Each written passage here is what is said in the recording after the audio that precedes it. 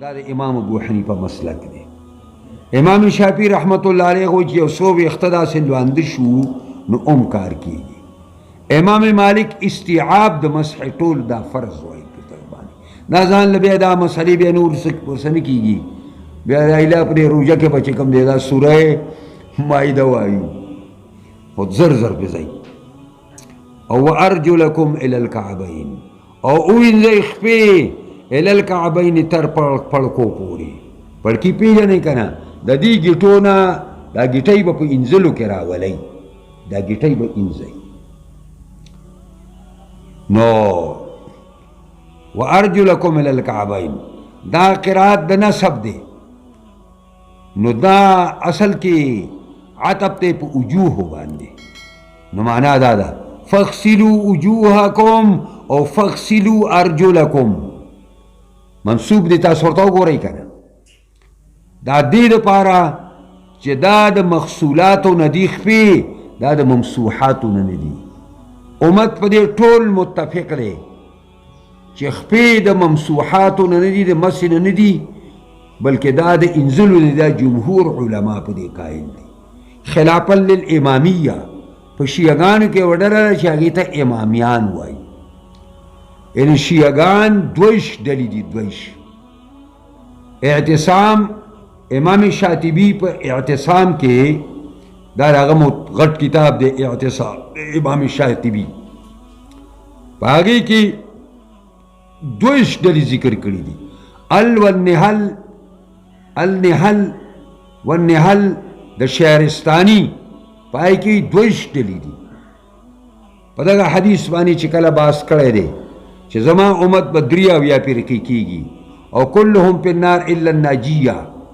نو په دغه ځای کې په شیعګانو کې دویش ډلې سازي کړي دي، دویش ډلې. او بعضې په دې کې زیدي شیعګان دي،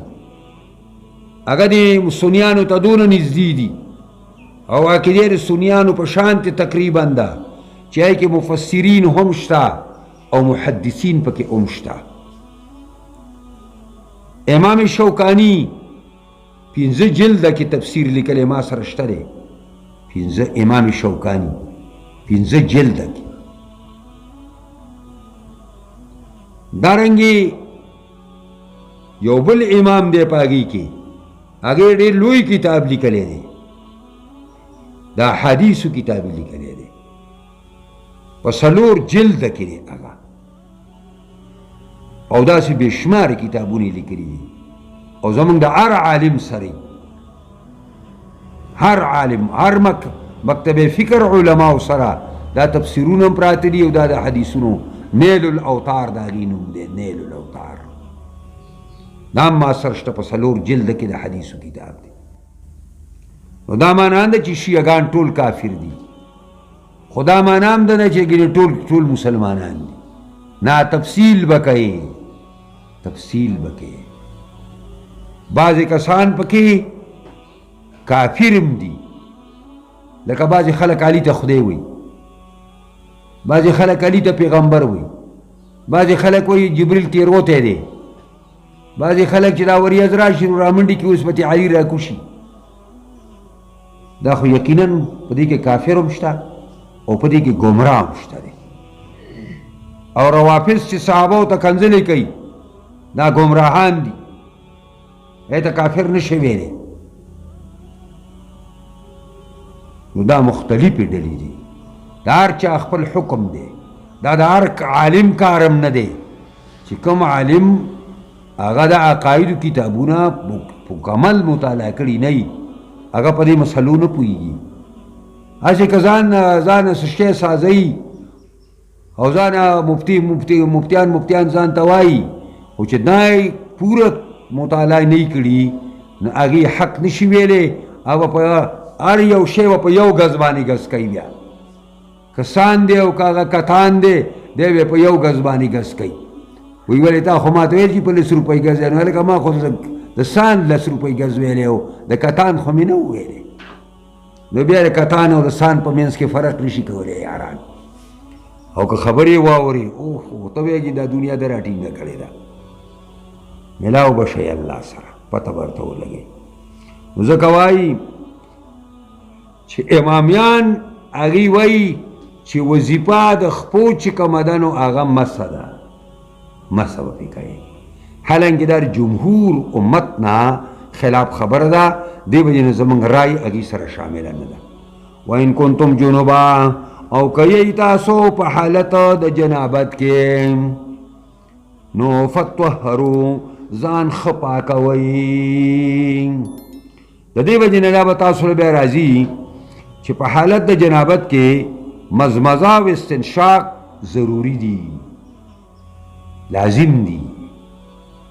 او په اودس کې مسنون طریقه وي.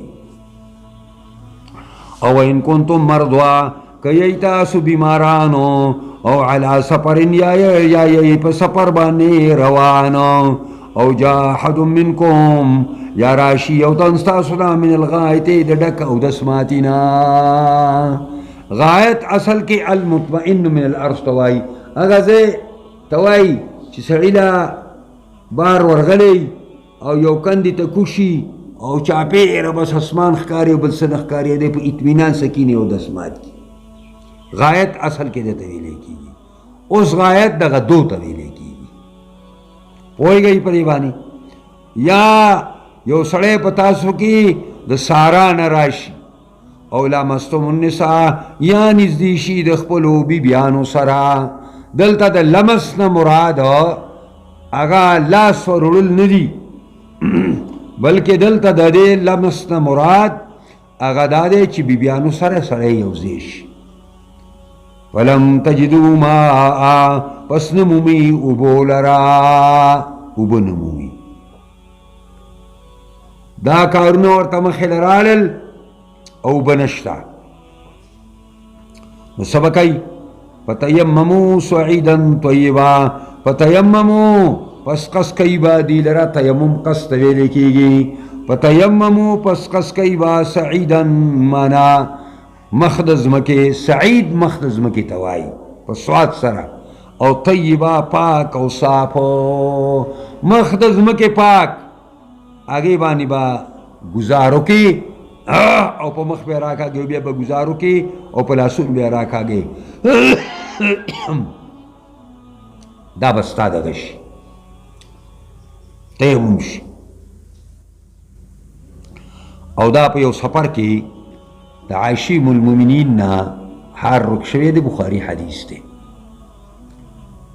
او نبی علیه الصلاة والسلام صحابه ورته ویل چې د مور بیبي نه هار پردی ورک شوی دی، د مرو هار دی، د اسمان یې په سوال راوړی و. ویې ګورئ سړی پردی شوی دی. او نبی علیه السلام هلته اوښچوکو او نبی علیه الصلاة والسلام هلته کېناسته او عایشه ام المؤمنین کېناسته او نبی علیه الصلاة والسلام سر مبارک راواغیسته او د عایشې ام المؤمنین په رون باندې کېښوده، اوده شو. او صحابه ګرځي نه پیدا کېږي. بس په دې کې خلک راغلی او بکر صدیق ته و چې ستا د لور کار دی، نه موږ څه اوبه شته، فوج په داسې ځای کې دی چې اوبه ورسره خپل هم نشته او په دې ځای کې به اوبه نشته او د لمونځ وخت تېرېږي. او نبی علیه السلام به صحابه نه راپاسو، کله به چې نبی علیه السلام وده صحابه به ورته آواز نه کوو، ځکه چې بسا اوقات کېدی شي چې په خوب کې نبی علیه السلام ته وحی شروع وي، نه به پاسه. او بکر صدیق غصه که خلکو راغی او زما خواته کېناسته او دا لاس یې وي داسې که اموکی نی او یې په دې تشي تشي کې وهي وي چې دا ستا کار دی او دا ستا کار دی او دا ستا کار. او زه خوږېږم خو چونکې جناب رسول الله صلی الله سر مبارک زما پرون پروت دی، زه خوځم نه او انتهایي خوږ شوم، انتهایي خوږ شوم او ډېرې ګډې وډې د خبرې راته وکړې. او بس چې نبی علیه الصلاة والسلام رایښ شو نو دا آیاتونه نازل شو. دا عتاب ابن حزیر رضی اللہ تعالی عنہ فرمائی دا ابوبکر کورنۍ الله کلم چې پتا سبحانه سه مصیبت راولي امت مسلمه ته پکې الله لوی خیر ورکړي، امت مسلمه ته پکې الله لوی خیر ورکړي. ستانه هار رکشا خدای پاک مسلمانان ته د تیمم مسله راولېږله چې اوبه نشته دی ځمکه خو شته دی که نه دې وجې نه د تیمم مسله دلته راغله او چې کله یې اوښ پاسو نو هغه د اوښ د خېټې لاندې نو زه دا د وچې بزرګانو ته وایم د وچې بزرګانو چې ای د وچې بزرګانو دا د بخاري حدیث دی او هغه اوښ ته نبي علیه السلام عایشې ام المؤمنین ډډهوالې ده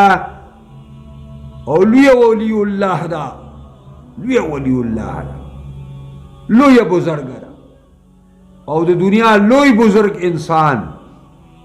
د تمامو پیغمبرانو رئیس حضرت محمد مصطفی د هغې په روم سر ایښی دی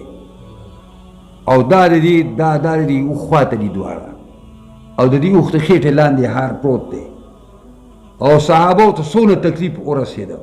عایشې ته څونه تکلیف ورسېده او وحی رالله نو که پیغمبر خدا عالم الغیب وی یا اولیاء د صحابو نه غټ اولیاء الله نور نشته او صحابه اولیاء الله دي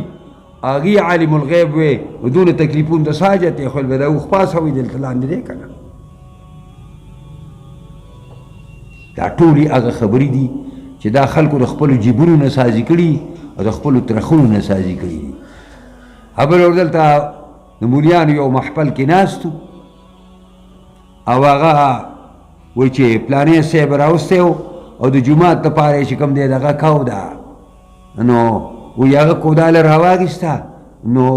کودال یې راواچولو چې ورته جي دا ځای پردی دی ویل چې دې نه به اخوا ته م الله تعالی دله ورکړي وایي چې بله ورځ مکاته نه وایي 2 کناله د هغې نه اخوا ته م ورکړی شو نو ولې دا هغه عالم الغیب و ټیک دی حسن ظن به د هغه یو ښه ګمان یې کړی دی خو دې معنا خدا نه ده چې ته د دې نه دا ثابتې چې زموږ صاحب چې کوم دی په غیبو باندې ستا صاحب خو جناب محمد رسول الله دی خو نه پوهېده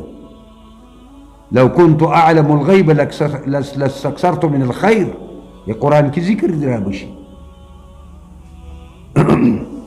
ځوانان دي هر سړی پوزه توره کې وي ځلوارې ولكن يريد ليطعنوای فتیمموا صعیدا طیبا پس کس کوي مخ د ځمکې پاکه فامسحوا بوجوهکم یو ځل به دواړه لاسونه سره راوالي او داسې او که خاوره ګڼه وه نو داسې بیا کې او بیا بیا په دې مخ باندې کوم ځای پورې چې اوبه رسې هغه ځای پورې به وکړي او بیا به دوباره دا چلو کې او بیا به داسې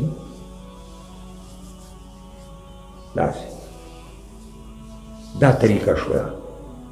او دغه د مسلک حنفي طریقه هم ده او دا اسانه هم ده څه به کیسې پرې کې نورې کوو او نه دا ځای دی وایي زمونږ شیخ عنایت الرحمن رحمت الله علیه به ویل چې وایي موږ استاد احمد علي لاهوري رحمت الله علیه په هغه ترجمه کړې وه نو ویل چې موږ دغه کوو دا چا به د فقهي مسئلې تپوس وکړو نو هغې ویل چې میں قرآن پڑھتا ہوں زه قرآن ویم زه موږ اوس قرآن وایو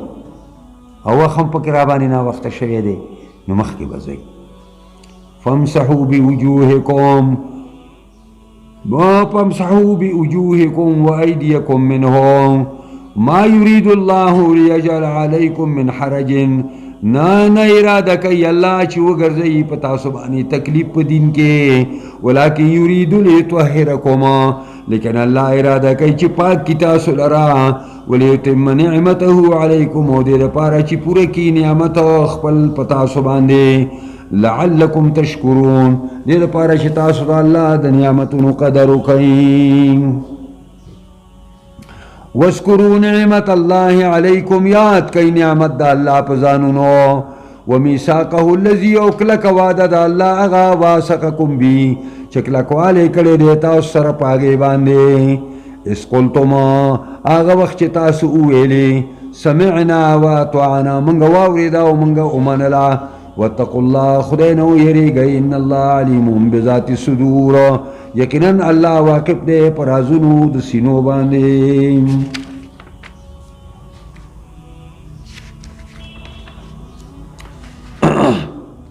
يا أيها الذين آمنوا كونوا قوامين لله شهداء بالقسط ولا يجرمنكم شنآن قوم على ألا تعدلوا اعدلوا هو أقرب للتقوى واتقوا الله إن الله خبير بما تعملون وعد الله الذين آمنوا وعملوا الصالحات لهم مغفرة وأجر عظيم والذين كفروا وكذبوا بآياتنا أولئك أصحاب الجحيم يا أيها الذين آمنوا اذكروا نعمة الله عليكم إذ هم قوم أن يبسطوا إليكم أيديهم فكف أيديهم عنكم واتقوا الله وعلى الله فليتوكل المؤمنون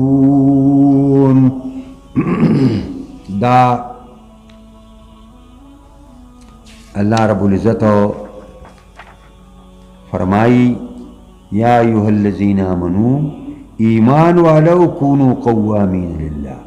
شی ولال دا اللہ دا پارا شہداء بالقسط گواہان پا انصاف باندے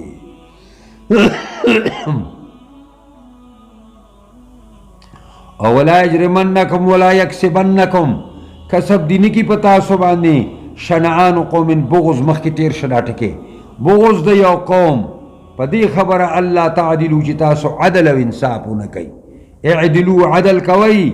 ہوا کہ دننا عدل تا ضمیر را دا غرا دا ہوا ضمیر اصل کہ اعدلو کی عدل پروتے کی تراجی دے اعدلو ہوا اقرب للتقوی عدل کوئی اعدلو ہوا دا عدل نزدی دے پریزگاری تا واتقوا اللہ خدین او یرے گئی ان اللہ خبیر بما تعملون وعد اللہ الذین آمنوا وعملوا الصالحات وعدہ کری اللہ دا کسان سره چی مومنان دی او عمل دا نیکو کئی لهم مغفرت و اجر عظیم دوی دا پارا بخشش تے او دوی دا پارا مزدوری لوی دا والذین کذبوا بآیاتنا اولئک اصحاب الجحیم آکسانو چی کپر کرے نسبت دا آیاتونو کئی دا دروغو کئی آیاتونو زمانتا اولئک اصحاب الجحیم دا کسان خاوندان دا اور دی یعنی جہنم تبزی دا سوشوا چی نبی علیہ السلام چی کلا مدینی منوریتا لارو ندری قبیلی دا یہودو علتا اسیدلے یو تے بنو قریظہ ویل بلتے بنو نذیر ویل او بلتے بنو قینقا ویل نو دے طولو سا لوزنامہ شوی وا نو دا لوزنامم وا چی کزمنگا استاسو یو کسو لگی گی او دا مخالفینو نا چرتا مڑے وکی پا خطا باندی نو منگ برا جمکی گو دیل بچاندکو داگی دیت پاور کو نو دا واقعات دو واقعات تی پا حدیثو کی بخاری کی راگری دی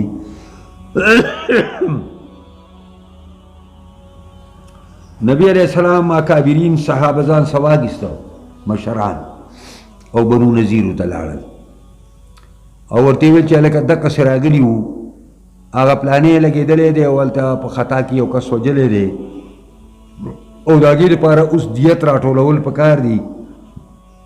چی آغا قوم تے اوالکو بدوی او سازشو کو و نبی علیہ السلام تیل چرازی جی نن خمزدار او رز دا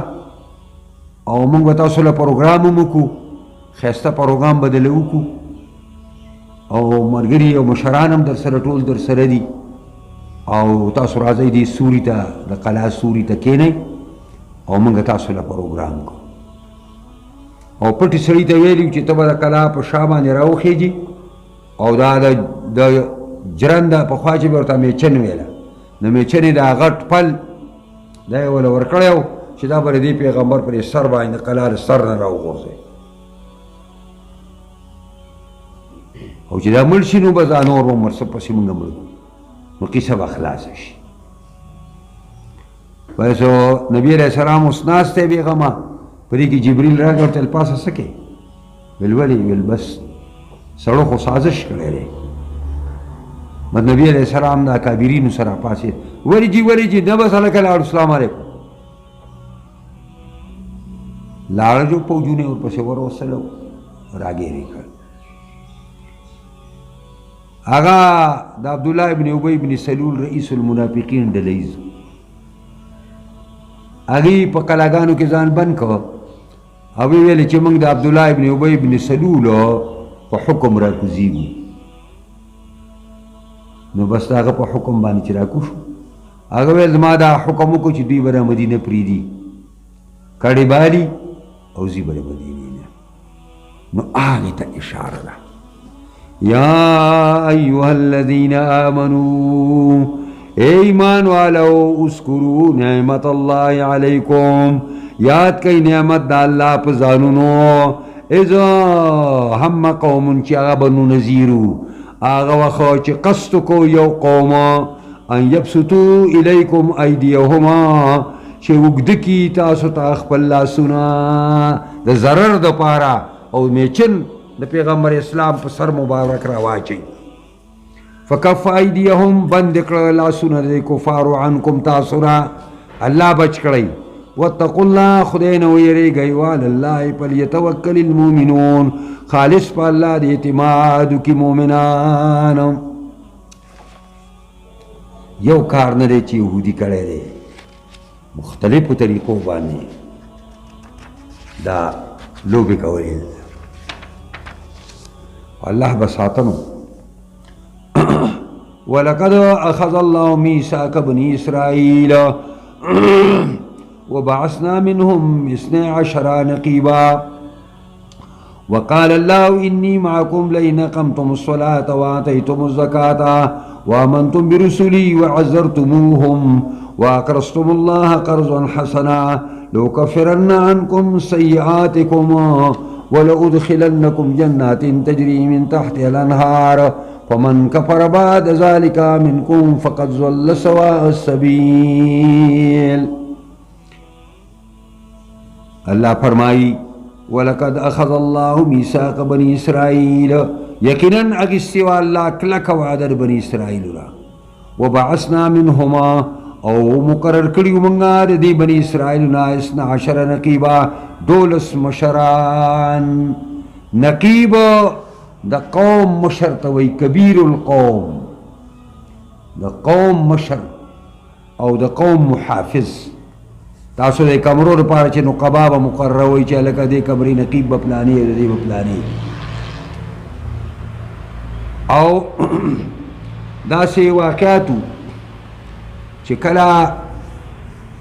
فرعون اللہ تعالیٰ د خپل پوجونو سپا بحر قلزم کی غرق کو او بنی اسرائیل واپس راپور وطن او پا مصر بانی آباد شو. نو موسیٰ علیہ السلام ورطیل جی تاسو پا مزو کی خلور کرلا خو بل طرف تا بیت المقدس چی کم دینو اللہ تعالیٰ ستاسو لپارا لکلے دے نو تاسو با پای کی عمالکو سیگی چی بقایا دا عادیانو بقایا وا داگی نسل پاتی شویو نو تاسو با جہاد لزئی اوائے خلقو سر با جہاد بکو. نو موسیٰ علیہ السلام دا پوجون ازان سواگستو او لا دا چی کلا ورسیدل یو زیتا نو دا جاسوس پر شکل بانی 12 قبیلی بنی اسرائیل دی 12 نقبائی ساس کرو او دای دا جاسوسانو پر شکل بانی دی علاقے تا اولیگل دا عمالقو علاقے تا چلار شیو گردا سنگ خلق دے دی با مقابلہ منگا سنگ کو او موسیٰ علیہ السلام ویلیو نقباو تا چی ما تا با رپورٹ پیش کوئی قوم تا با نپیش کوئی آگا چی لارل آگا چی وکات لیلی بلاگانو آگا لیلی بلاگان دوی چی ولی دل نو دا خواسی یهودی دیر انتہائی بزدل ہندو او یهودی دے دا دوارا انتہائی بزدل قومون دی خو انتہائی سازشیان دی اور انتہائی پریبگر دی او ہمیشہ دا مسلمان دشمنی دی کرے دا نو دا یهودیان خبیثان چې کم دی نو دا لګی کو نو خبره ما څه کوله او نو چې هغوی رالل نو هغه لسو کسانو قوم خبر کو چې یار هغه دونه لولي بلاګان دی دونه لولي بلاګان که ورلی که نه به ژوندي به یې خوړلی او دوه کسان کالب دی او یوشع ابن نون دی دا پکې صحیح کسان دي قرآن هغې ته اشاره کوي رجلانی هغه دوه کسان هغې موسی علیه السلام ته رپورټ پیش کو او ورته یې وویلې چې په غټوالي مشئ بدنونه غټ دي خو زړونه انتهایی ضعیف او کمزوري دي که ګوتې مولوي وړي نو بس پراته وي لوی لوی تنو سره به په ځمکه باندې پراته وي مشهوره خبره که نه یو کابلي ته وایي چېرته چا ویلي چې دغه دی دا هلکه ته خو داسې غټ پټ یې او داسې د خوځېدو نه هغه ویل مولوي صاحب ویل په وجود بې مسه ویل ایمان را پکې نسته ویل ایمان را پکې نسته ویل نو څه وایم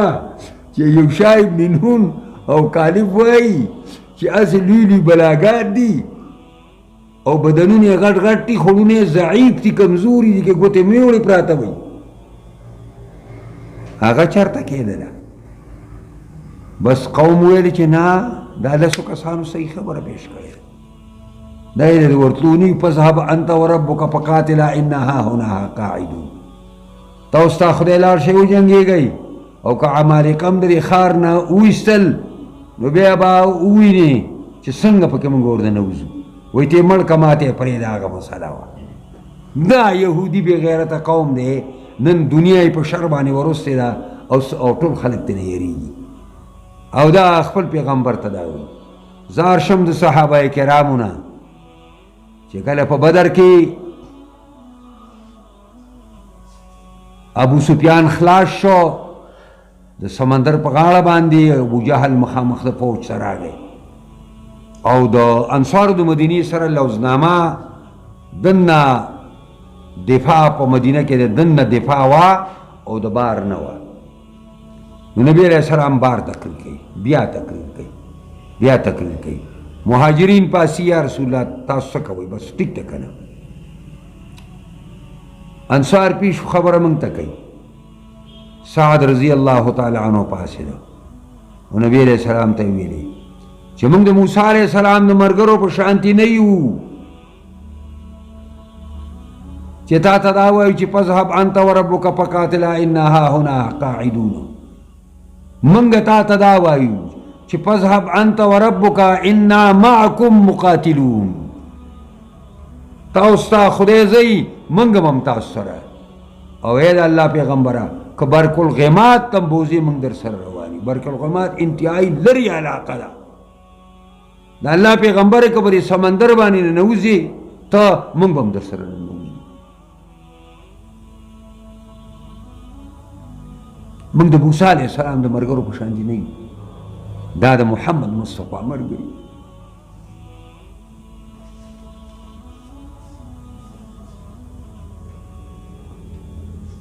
ځکه خو 313 کسانو 1000 فوج هار کو او یا یې ته مړه کړه او یا یې ته په قید کې راوستو دا خلک نو ځکه وایي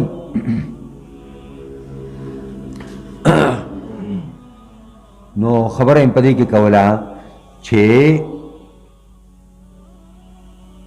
ولقد أخذ الله ميثاق بني إسرائيل وبعثنا منهم 12 نقيبا هو مقرر کړیو منګار دینا یعنی 12 مشران دا د موسی علیه السلام په دغه باندې وقال الله ورته فرمایل انی معکم اے بني اسرائیل زه تاسو سره یم لئن اقمتم الصلاة که مونځ ودروئ واتیتم الزکاة زکات ورکوئ وآمنتم برسولي او زما په پیغمبرانو ایمان راوړئ وعزرتموه عزت کوئ زما د پیغمبرانو واقرضتم الله قرضا حسنا او قرض ورکوئ الله تعالی ته قرض ښه لو کفرن عنکم سیئاتکم خامخا بلرکما اللہ وی تاسو نستاسو گناہونا ولو ادخلنکم جنات تجری من تحت الانہار او خامخا بدنکم تاسو لرباغونو تا چی بیگی با اللہ دی داگین مختلفی ولی دا پوی والا بی او دا گبین والا بی او دا سپین اوبو والا بی او د شراب والا بی ذا من کفر وار ذالکا چاچه انکارو کو رستو دینا منکم ستاسونا فقد ظل سوا سبیلا یقیناً د خطا کرو درست لاری لرا درست لاری خطا کلا او د نجات لاری پر خودلا او د حلاکت پر لار بانی روانش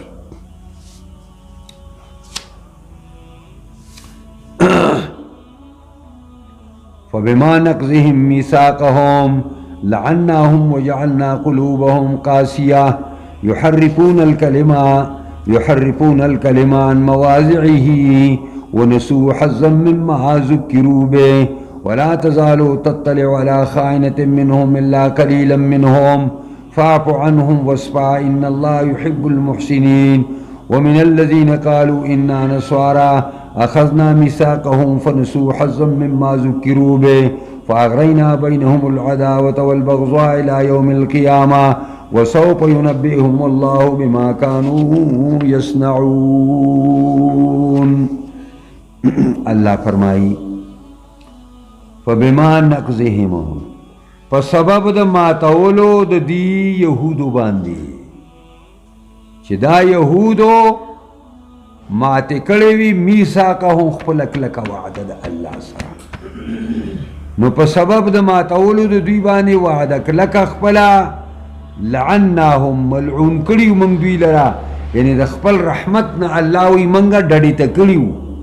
وجعلنا قلوبهم قاسیه او ګرځولیو منګه زړونه دوی سخ نو مولدا سخ کړیو